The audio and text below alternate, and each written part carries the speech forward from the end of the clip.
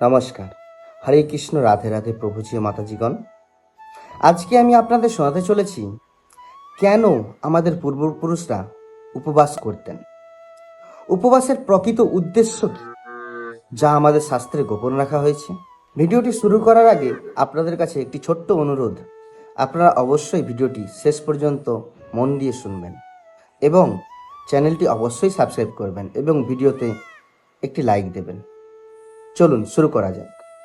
উপবাস নিয়ে আমরা অনেক কথাই জানি, কিন্তু শাস্ত্র অনুযায়ী উপবাস শব্দের আসল অর্থ কী? এটি কি কেবল না খেয়ে থাকা, নাকি এর পেছনে লুকিয়ে আছে আমাদের আত্মার শুদ্ধি পাওয়ার কোনো মহাজাগতিক নিয়ম? কেন আমাদের সনাতন ধর্মে নির্দিষ্ট তিথিতে উপবাস করার বিধান আছে? এটা কি কেবল ধর্মীয় আচার, নাকি এর পেছনে লুকিয়ে আছে নিজেকে পাওয়ার এক গভীর সত্য? আজ পরম সত্য কথায় আমরা জানব উপবাসের এমন এক আধ্যাত্মিক সত্য যা আমাদের জীবন দেখার দৃষ্টিভঙ্গি বদলে দেবে। উপবাসের প্রকৃত উদ্দেশ্য ও আধ্যাত্মিক সংযম। আজকের ভিডিওটি আমাদের শরীরের ভেতরকার এক আশ্চর্য জগতের কথা বলবে, আমাদের সনাতন ঐতিহ্য ও উপবাসের বিজ্ঞান। আমরা ছোটবেলা থেকেই দেখেছি আমাদের মা ঠাকুমারা একাদশী, পূর্ণিমা বা নানা তিথিতে উপবাস বা ব্রত পালন করেন। অনেকে এটাকে কেবল ধর্মীয় বিশ্বাস বা কুসংস্কার বলে উড়িয়ে দেন, কিন্তু আপনি কি কখনো ভেবে দেখেছেন কেন হাজার হাজার বছর ধরে এই নিয়ম চলে আসছে? আমাদের শরীর কোনো সাধারণ যন্ত্র নয়, এটি প্রকৃতির এক অনন্য সৃষ্টি। মাঝে মাঝে এই যন্ত্রটিকেও বিশ্রামের প্রয়োজন হয়। উপবাস মানেই না খেয়ে থাকা নয়, উপবাস মানে হলো নিজের ইন্দ্রিয়গুলোকে নিয়ন্ত্রণ করা এবং শরীরকে ভেতর থেকে নতুন করে তৈরি করা। আধুনিক চিকিৎসা বিজ্ঞানে একে বলা হয় ইন্টারমিটেন্ট ফাস্টিং বা অটোফেজি। আমাদের শরীর যখন খাবার পায় না, তখন এটি কোষের ভেতর জমে থাকা পুরনো, অকেজ বা ক্ষতিকারক আবর্জনাগুলোকে নিজেই খেয়ে ফেলে এবং শরীরকে ভেতর থেকে পরিষ্কার করে। আমাদের পূর্বপুরুষরা একেই বলতেন উপবাস বা উপবাসের ফল। যখন আমরা উপবাস করি, আমাদের হজম প্রক্রিয়া বিশ্রাম পায়। আমরা সারাদিন যা খাই তা হজম করতে আমাদের পাকস্থলীর প্রচুর শক্তি ব্যয় হয়। উপবাসের মাধ্যমে সেই শক্তিটা বাঁচে এবং শরীর নিজের রোগ সারানোর কাজে সেই শক্তি ব্যবহার করে। আপনারা যারা আমার চ্যানেলের নিয়মিত দর্শক, আপনারা জানেন আমি সবসময় চেষ্টা করি আপনাদের এমন কিছু জানাতে যা জীবনকে উন্নত করে। আমাদের প্রতিটি আচার অনুষ্ঠানের পেছনে গভীর বিজ্ঞান লুকানো আছে। উপবাস শুধু শরীর নয়, মনের ওপরও কাজ করে। যখন আপনি খাবারের চাহিদা জয় করেন, তখন আপনার ইচ্ছাশক্তি বা উইল পাওয়ার বহুগুণ বেড়ে যায়। এই ইচ্ছাশক্তি আপনাকে জীবনে সফল হতে সাহায্য করবে। আজকের ভিডিওতে আমরা ধাপে ধাপে জানব কেন উপবাস আপনার শরীরের সেরা ওষুধ হতে পারে। আমাদের পরের অংশে আমরা আলোচনা করব বিজ্ঞান কিভাবে উপবাসকে সমর্থন করছে। এখন আমরা একটু গভীরভাবে বিজ্ঞানের দিকে তাকাবো।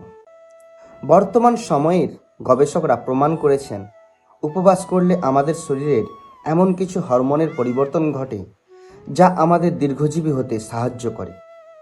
ধরুন আপনি 12 থেকে 16 ঘন্টা কিছু খেলেন না, তখন আপনার শরীরের ইনসুলিন সেন্সিটিভিটি বেড়ে যায়, যা ডায়াবেটিসের ঝুঁকি অনেকটা কমিয়ে দেয়। আমাদের সনাতন ধর্মে একাদশী বা অমাবস্যার উপবাসের যে বিধান দেওয়া হয়েছে তা চাঁদ এবং পৃথিবীর মহাকর্ষীয় শক্তির সাথে সম্পর্কিত। চাঁদের টান আমাদের শরীরে জলের মাত্রা ও রক্তের প্রবাহকে প্রভাবিত করে। উপবাস সেই ভারসাম্যকে স্থিতিশীল রাখতে সাহায্য করে। আমরা যখন খাবার খাই, আমাদের কোষে প্রচুর পরিমাণে বর্জ্য পদার্থ বা টক্সিন জমা হয়। আপনি যদি নিয়মিত বিরতিতে উপবাস না করেন, তবে এই টক্সিন শরীর থেকে বের হতে পারে না। শরীরকে পরিষ্কার বা ডিটক্স করার জন্য উপবাসের চেয়ে প্রাকৃতিক উপায় আর কিছু হতে পারে না। আপনি যদি উপবাস করেন তবে দেখবেন উপবাসের পর যখন আপনি সাত্ত্বিক খাবার খান তখন খাবারের স্বাদ এবং তার পুষ্টিগুণ শরীর অনেক ভালোভাবে গ্রহণ করে। এটা যেন একটি পরিষ্কার ফিল্টারের ভেতর দিয়ে জল প্রবাহিত হওয়ার মতো। অনেকে ভাবেন উপবাস করলে শরীরের শক্তি কমে বা দুর্বল আসবে, তা কিন্তু একদমই না। বরং নিয়মিত উপবাস করলে শরীরে এন্ডরফিন নামক হরমোন নিঃসৃত হয়, যা আপনাকে সারাদিন আনন্দিত এবং উদ্যমী রাখে। উপবাস মানে অভুক্ত থাকা নয়, উপবাস মানে শরীরের কোষগুলোকে নতুন প্রাণ দেওয়া। এটি হলো প্রাকৃতিক নিয়মে নিজের শরীরকে মেরামত করা। আপনাদের মনে কি প্রশ্ন জাগে, উপবাসের সময় কি একদম জলও পান করব না? না, সেটা পরিস্থিতি ও শারীরিক সক্ষমতা অনুযায়ী নির্ভর করে। অনেক উপবাসে ফলের রস বা নির্দিষ্ট ধরনের ডাল খাওয়ার নিয়ম আছে, যা শরীরকে প্রয়োজনীয় খনিজ সরবরাহ করে।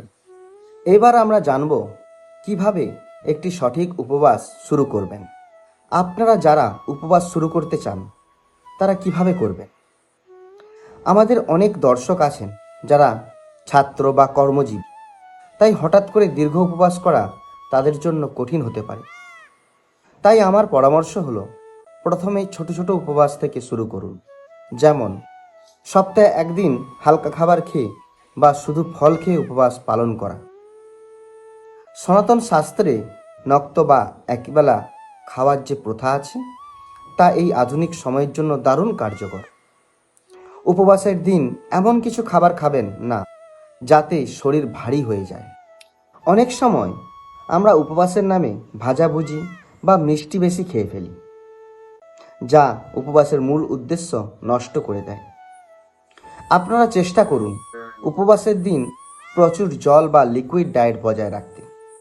এটি শরীরকে হাইড্রেটেড রাখবে এবং বিষাক্ত পদার্থ বের করতে সাহায্য করবে। আপনি একটু খেয়াল করবেন, এই সময় মন যখন খাবারের চিন্তা থেকে মুক্ত থাকে তখন মস্তিষ্ক অনেক বেশি ক্রিয়েটিভ হয়। এই সময়টা আপনি আপনার শখের কাজ যেমন বই পড়া বা ধ্যান করা এসবের জন্য কাজে লাগাতে পারেন। একটি খুব গুরুত্বপূর্ণ কথা, শরীরকে জোর করে উপবাস করাবেন না। যদি কোনো শারীরিক সমস্যা থাকে তবে আগে আপনার চিকিৎসকের পরামর্শ নিন। সনাতন ধর্ম কোনো কঠোর নিয়ম চাপিয়ে দেয় না, এটি হলো নিজের শরীরের সক্ষমতা বুঝে কাজ করা। আমাদের লক্ষ্য হলো শরীরকে শান্ত রাখা, তাকে কষ্ট দেওয়া নয়। উপবাসের পরের দিন অর্থাৎ যখন উপবাস ভাঙবেন বা পালন করবেন তখন খুব ভারী খাবার না খেয়ে হালকা কিছু দিয়ে শুরু করুন। যেমন সবজি দিয়ে তৈরি খিচুড়ি বা হালকা কোনো স্যুপ। এতে হজম প্রক্রিয়া আবার স্বাভাবিকভাবে গতি পাবে। আমাদের সংস্কৃতিতে এই যে পারণ বা উপবাস ভাঙার প্রথা আছে, এটি আসলে আমাদের শরীরকে ধীরে ধীরে স্বাভাবিক অবস্থায় ফিরিয়ে আনার এক বৈজ্ঞানিক নিয়ম। এইবারে আমি আপনাদের বলবো মানসিক স্থিরতা ও উপবাসের চূড়ান্ত ফলাফলের ব্যাপারে। উপবাস কিভাবে আমাদের আত্মিক উন্নতির পথে এগিয়ে দেয়। আমরা এতক্ষণ জানলাম শরীরের কথা, কিন্তু আমাদের মনও তো ক্ষুধার্ত থাকে। আজকের ডিজিটাল যুগে আমরা তথ্যের পাহাড়ে ঢাকা পড়ে আছি। আমাদের মন সারাদিন সোশ্যাল মিডিয়া, নোটিফিকেশন আর খবরের চাপে অস্থির থাকে। আমি যখন উপবাস করি তখন খাবারের সাথে সাথে আমি আমার মনকেও ডিজিটাল ফাস্টিং বা সোশ্যাল মিডিয়া থেকে দূরে রাখার চেষ্টা করি। এটি কি অসাধারণ একটি অনুভূতি! উপবাস কেবল শরীরের বর্জ্য বের করেন না, এটি মনের ভেতরে জমে থাকা ঈর্ষা, রাগ এবং দুশ্চিন্তাকেও পরিষ্কার করে। যখন আপনি উপলব্ধি করবেন যে আপনি খাবারের দাস নন, তখন আপনি আপনার জীবনের অনেক বড় বড় সমস্যার সমাধান খুব সহজে করতে পারবেন। সনাতন ধর্মের এই প্রাচীন জ্ঞান আমাদের আত্মবিশ্বাসী করে তোলে। আপনারা যদি জ্যোতিষশাস্ত্রের দিক থেকেও দেখেন, তখন বুঝতে পারবেন আমাদের গ্রহের প্রভাব আমাদের শরীরের জলের মাত্রার ওপর পড়ে। উপবাস সেই প্রভাবকে সাম্য রাখতে সাহায্য করে।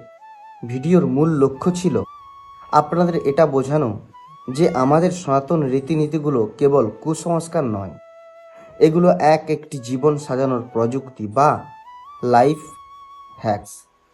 আপনারা যারা এই ভিডিওটি দেখছেন, তারা কি আজ থেকে ছোট একটি উপবাসের অভ্যাস শুরু করার কথা ভাবছেন? শুরু করতে পারেন একাদশী বা আপনার প্রিয় কোনো তিথি থেকে। বিশ্বাস করুন, এটি আপনার জীবনে এক বিরাট ইতিবাচক পরিবর্তন আনবে। যদি আজকের এই তথ্যগুলো আপনাদের ভালো লেগে থাকে, তবে ভিডিওটি লাইক করুন এবং আপনাদের পরিচিতদের শেয়ার করুন। কারণ অনেকেই হয়তো এখনো জানেন না কেন আমাদের পূর্বপুরুষরা এই উপবাসের পথ বেছে নিয়েছিলেন। আর হ্যাঁ, আমার এই পরম সত্য কথা চ্যানেলে এই ধরনের এমন আরও অনেক অজানা তথ্যের জন্য সাবস্ক্রাইব করে পাশে থাকুন। আপনাদের কোনো অভিজ্ঞতা বা প্রশ্ন থাকলে কমেন্টে জানান।